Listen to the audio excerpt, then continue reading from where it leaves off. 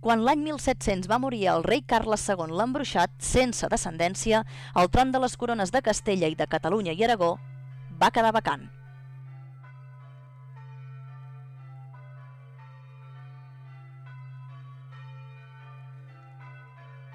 Per ocupar-lo, Espanya i França preferien Felip d'Anjou, de la Casa dels Borbons, mentre que l'aposta d'Holanda i d'Anglaterra era per Carles d'Àustria.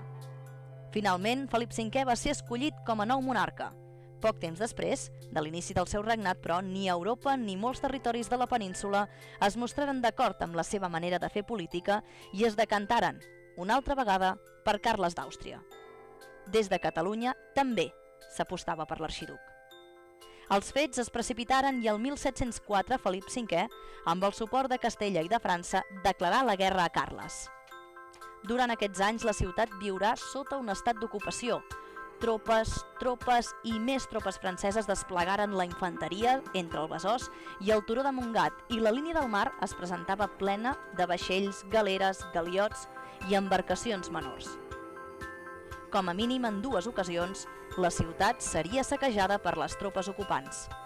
La Cartoixa de Montalegre, focus de resistència austriacista, patiria també la mateixa sort. Tot per fer de la ciutat badalonina el trampolí perfecte que permetés a francesos i castellans sotmetre Barcelona.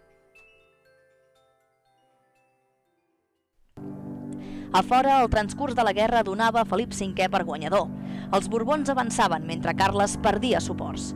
Amb el nomenament de l'arxiduc com a emperador romano-germànic, l'any 1711, anglesos, holandesos i la resta d'aliats començaven a veure amb preocupació l'acumulació de poder i li anaren retirant el suport.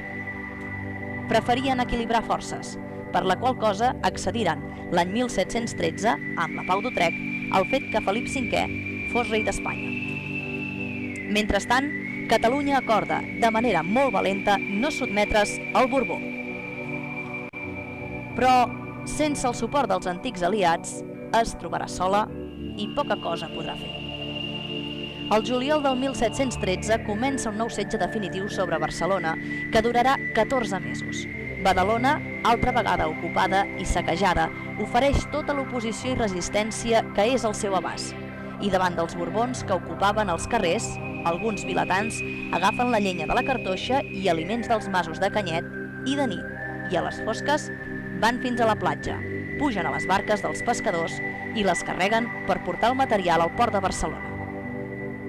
Els badalonins es jugaven la vida per trencar el setge de la capital del país. Finalment s'aplaca la resistència i, sense poder lluitar més, l'11 de setembre de l'any 1714 cau Barcelona, amb Badalona com a ciutat fidel que li ha donat tot el suport que ha pogut. Felip V aplicarà sobre Catalunya el dret de conquesta amb el decret de nova planta de 1716, les institucions, furs i drets nacionals seran suprimits. El català serà prohibit a la vida pública. Catalunya perdrà totes les seves llibertats com a nació, unes llibertats que 300 anys després encara no li han estat retornades completament.